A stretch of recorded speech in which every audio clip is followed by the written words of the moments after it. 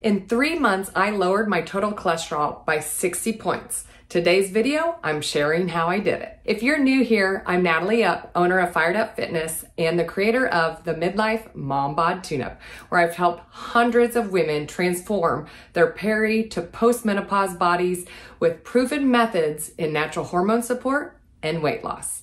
If this sounds like you, be sure to subscribe and like this video for more. So a little over 3 months ago, I made a video on how to eat 30 grams of fiber a day. If you haven't watched it, I'll put the link for that in the description below, so make sure you watch that next. In that video, I told you guys how my cholesterol, my total cholesterol, had gotten to 306.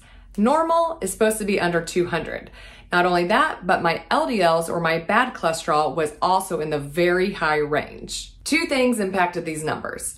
First, my familial cholesterol. So I have strong genetics for high cholesterol on both my mom's and my dad's side.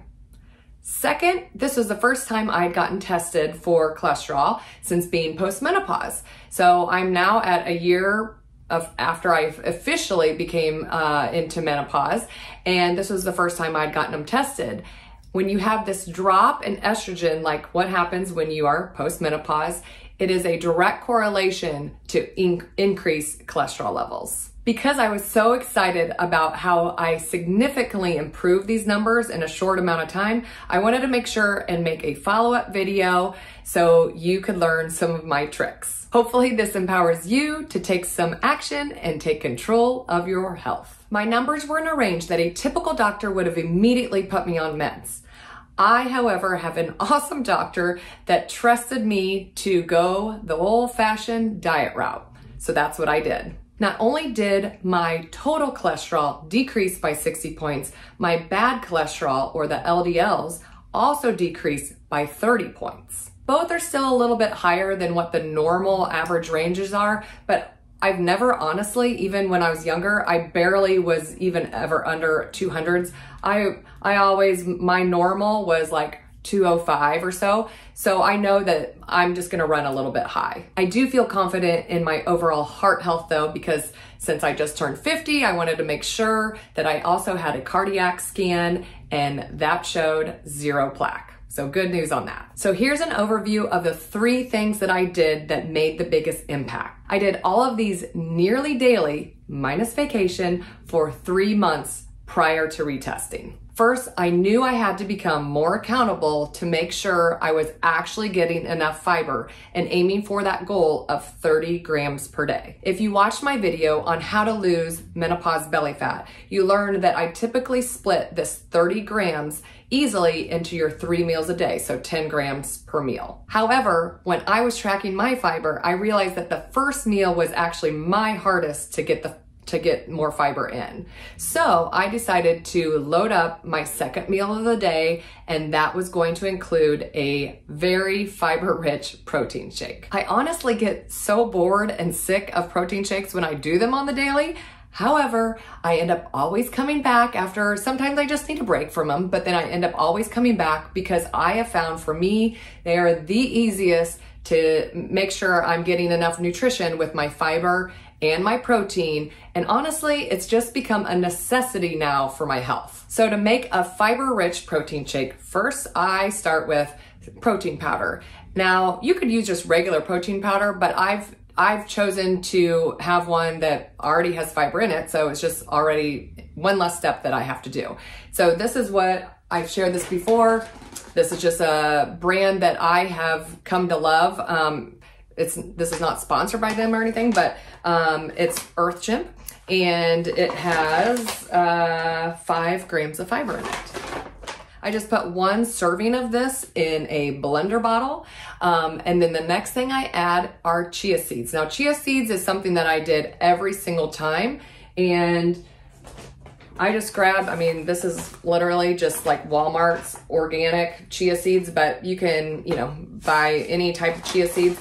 But fiber on these were 8 grams for 2 tablespoons. And one thing that I wanted to point out is another little trick, and I got these on Amazon, these little spoons, but they're nice, like little metal tablespoons. And so I just ended up starting to put all of these put a spoon in each of my supplement bags, so it's already there and it's not one more step. I know that sounds dumb, that it's like, oh, annoying to go over to the drawer to get a tablespoon to measure this stuff out, but it was getting annoying for me, especially when I was doing it on the daily. So I ended up just getting those spoons and putting them in each of my bags. So I always do the 2 tablespoons of chia seeds. The next thing I do is either, I was kind of just switching it up. I would either do 2 tablespoons of flaxseed, so something like this, or I would do a teaspoon of psyllium husk. Now, this is a great soluble fiber, which soluble fiber is very important with reducing cholesterol. So I highly recommend including this in some way or another.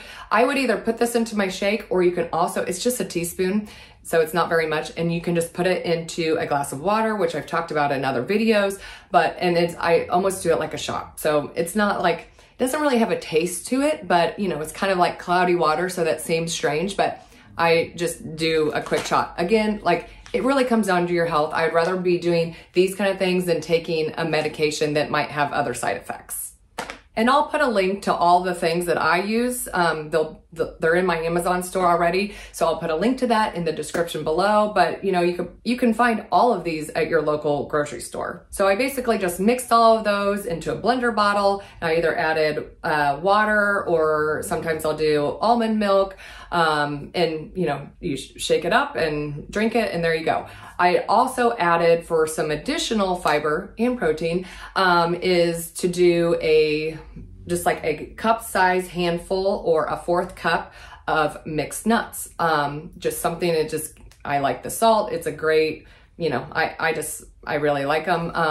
I use Kirkland brand. I get them at Costco, but they're also in my Amazon store. Kirkland brand's mixed nuts, and it's a really good variety of just the nuts with salt.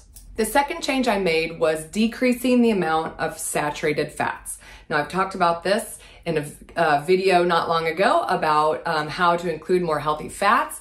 I'll put a link to that in the description as well. But I mean, it's just like kind of like putting the whole puzzle together, you know?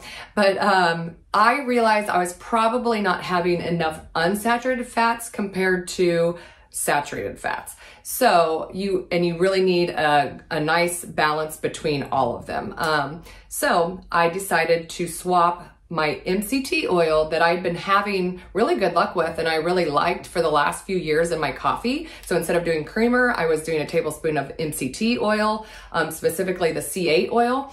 But like I said, that is a saturated fat, and with this whole cholesterol thing going up, I knew I needed to get some more, a different type of oil. So I swapped it for extra virgin olive oil that's organic.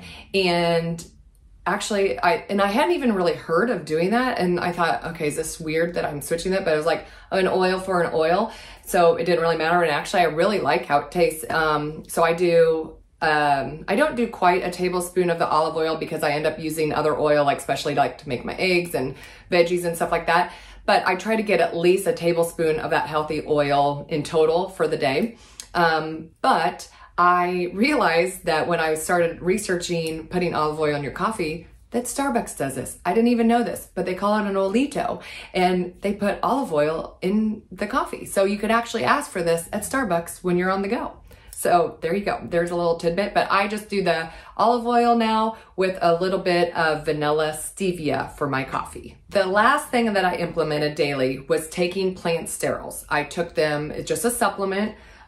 This is the one I used. It's Carlisle brand, 1200 milligram. This has really good reviews, and obviously I think it's really helped me. The serving is 3 capsules a day. I take them all at the same time with my first meal, and they look like this. But I can take all of these. It's very easy to swallow. I feel like I take all of them at the same time, just with water. But phytosterols are basically natural compounds found in plants, why they call plant sterols, that help reduce our cholesterol levels. When your body digests the plant sterols, it helps remove excess cholesterol as waste from your body. Before you take any supplement, you always want to check with your doctor to make sure it's safe for you. Especially the only thing that I really found that was contraindication for taking plant sterols was kind of a rare genetic disease or condition called cytosterolemia. So if you don't have cytosterolemia, you should be okay, but always check with your doctor. So I plan to continue these 3 daily habits to hopefully improve my cholesterol levels even more. Let me know in the comments if you've tried any of these with good results. If you found this video helpful, please like and share it with your friends. And if you need extra step-by-step guidance, make sure to check out my online program, the Midlife Mom Bod TUNE-UPP, where I help peri to postmenopause women transform their bodies inside and out. Well, looks like it's time to go. Hope you're feeling fired up. Bye.